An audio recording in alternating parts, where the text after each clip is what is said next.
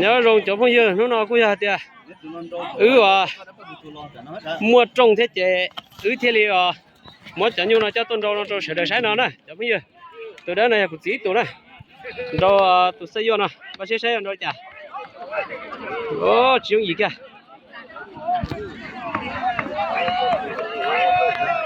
ơi đi lên đi sơ cầm mắt cặp giá gì em làm luôn đấy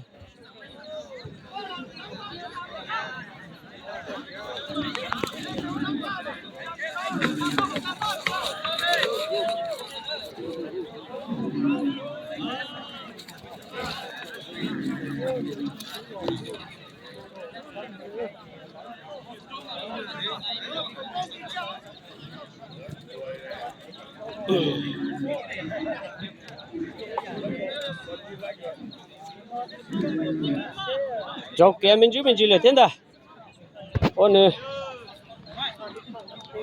sai xí lâu lại thế có xe rồi chẳng gì cú rong chỉ cầu số là như trâu này nè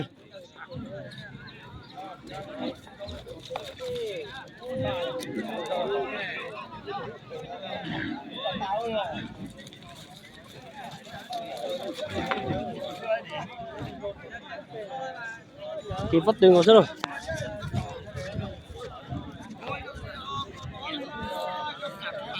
xít sòn trên câu đấy nè ba xe rồi chẳng gì thế rồi đó vô đua lú gió này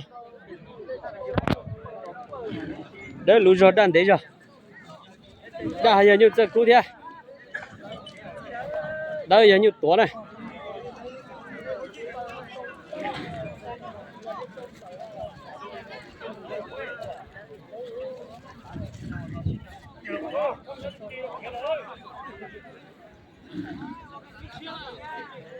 chạm lót đâu thế chứ bây giờ thì shit sang thế đấy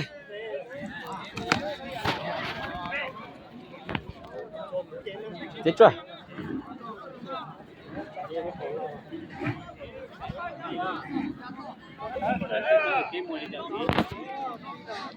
ôi xì mà con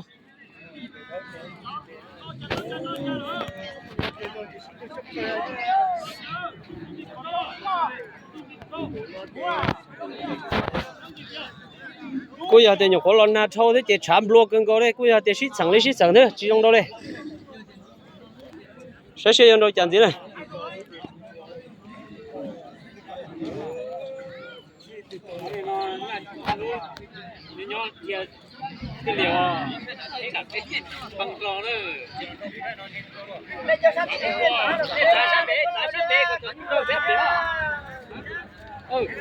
còn đâu nó bẻ nhỏ qua thế chỉ thun rồi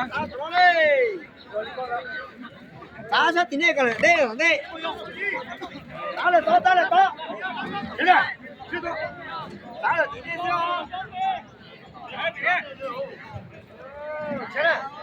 sao nó chín nuôi hết chứ bây giờ bỏ cho luôn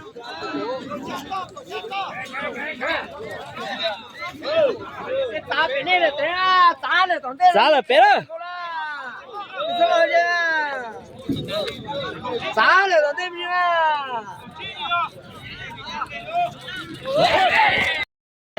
và sẽ sai cho khu nu nè tôi nói giờ bởi như vừa xong tua tỏ phân số bản tôi này để cho lần đâu rồi也chỉ rắn đa mua ăn tôi nói như在古天年rau là chỉ rau sứ là chỉ rau chả là một rau sứ thì có nhiều nè chỉ rau chả là có lon chanh gà củ lon chanh gà thế bờ có giá đấy rồi để tôi đúc cái nè có giá đấy rồi tôi đúc à rau sứ thì chỉ rau chả là chỉ giờ sát lên thì bắt từ tôi đúc này như thâu của cú này nó nè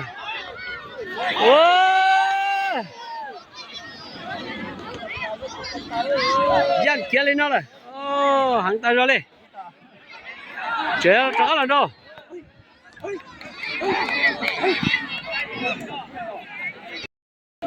vô lần đầu tiên đây đầu kia nó này có chiếc này chẳng bao nhiêu thì tao không nhận ra là tụi con mà chẳng chở rồi họ chắc chắn cái giảm thấy còn đây rồi nhưng mà sự trả lời 이거 됐죠. 저 청이 가면 연용하나? 여기 이거는 로즈가有的. 연중 개로스.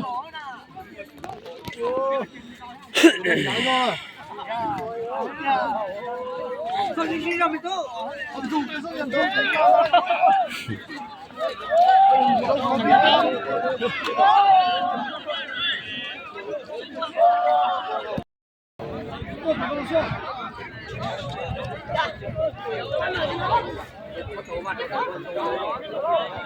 đâu phải từ từ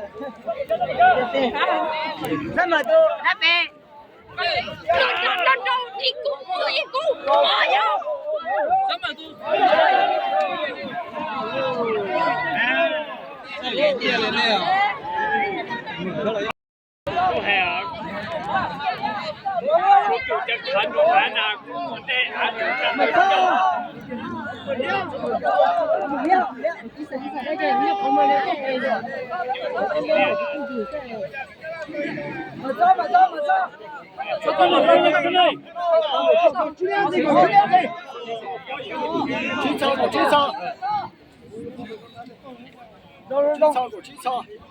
Ồ, có chụp con trà đó, trà chiếc một. Cổ chi em thì đó, cổ chi em thì đó.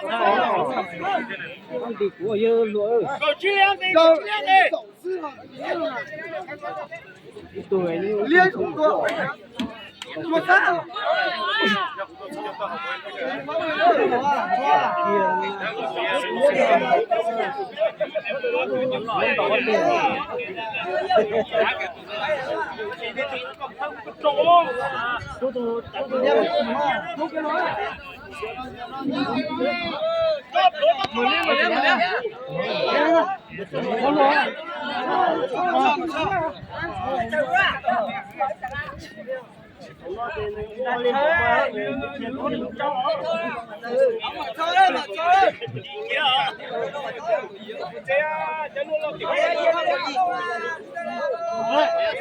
Đâu kia mà cho nó.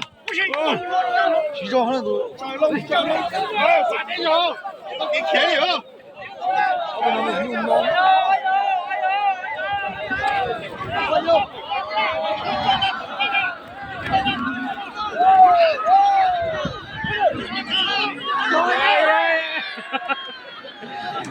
Tiếp theo bước chẳng tiếp theo tôi tổ xe đây cho nó chứ có tới thôi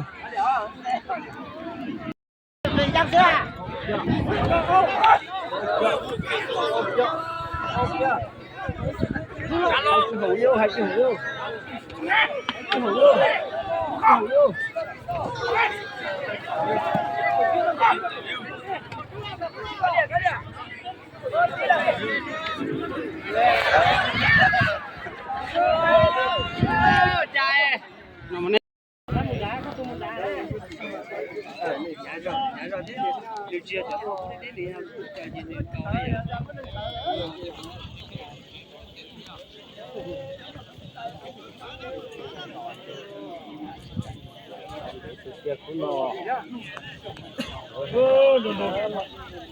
Anh lọ của đồ số 3 tuổi chả này số 3 chả là anh số 3 lọ tuổi à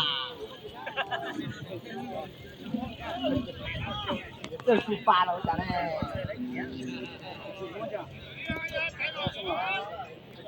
thế nào xem nào xem Xe. Cái tỏi cái này ra một tí đó. Xe.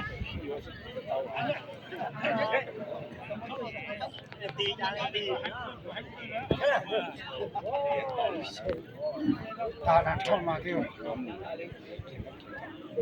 Ta đang trong mà thì lấy mù. Tỏi ít tu là cái đấy tỏi nó tẩy.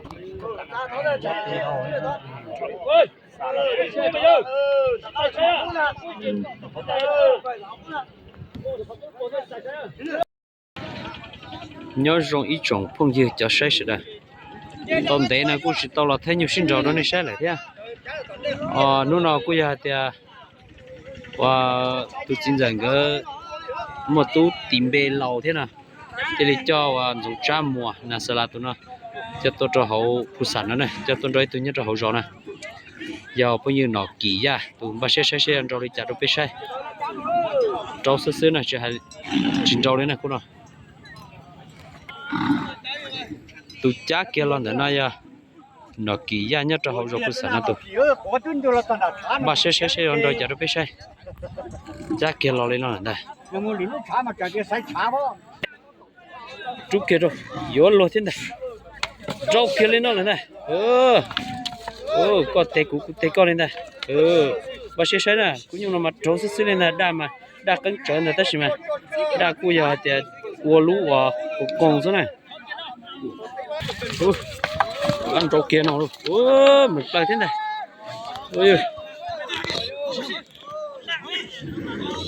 sẽ ăn rau chăn gì chi nước cơm gạo lên lâu thế này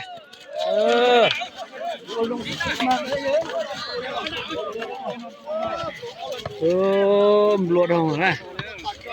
Lụa sữa thiên da. Ôi ơi, bắt từng con sữa luôn.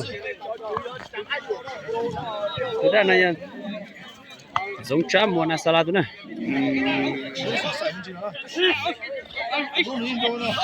Đúng rồi, khóc trở lên nó này luôn. Bài là thế lo. Sẽ chọn gì kia không nó sữa. Tôi bắt ta chỉ kia là chỉ hay rau cũng nó còn hậu sữa này chỉ rau lên đó sữa này chỉ cũ. Một kỳ lại này, bà sẽ. Tôi này giờ giống với xong tôi nhớ cho hậu rõ nó này. Ở tụi nhau nó có giờ nhung nhớ hậu rõ nó gì thế? Để cho lần đầu xong sửa ra tôi. Cứ nhau là mình rau sữa thì chỉ đâu chỉ hay đấy. Bây giờ cho nhìn rau tại theo cái lần đầu tan hoa lên này. Rau sữa thì chúng ta sẽ thấy nhìn rau cưng ngồi hết này. Phổ bất tử rồi. Giờ khá thế này. Bây giờ tụi nhỏ rau cưng có này. Tụi liên đã tụi rau rò thế. Sát số lo nhưng sao thế xí nè.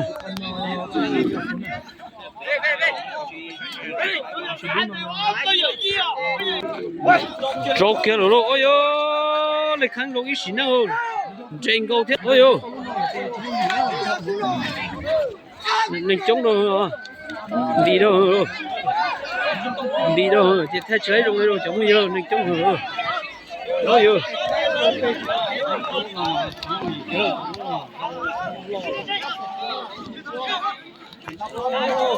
Nhỏ kia thế rồi, ôi ôi. Nhiều tái ra rồi, nhiều vào cả bên rồi.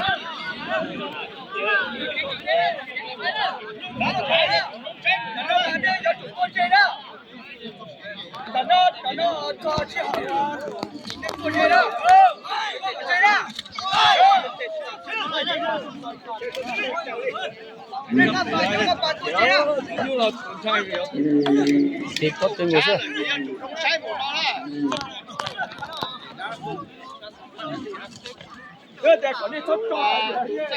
Thì có từng người sao?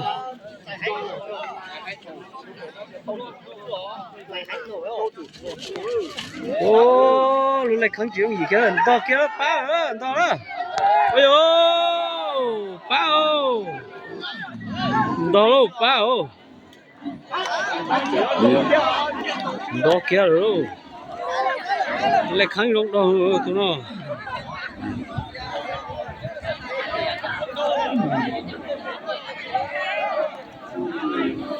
Vậy tụi lại kháng rộng sắp rồi rồi.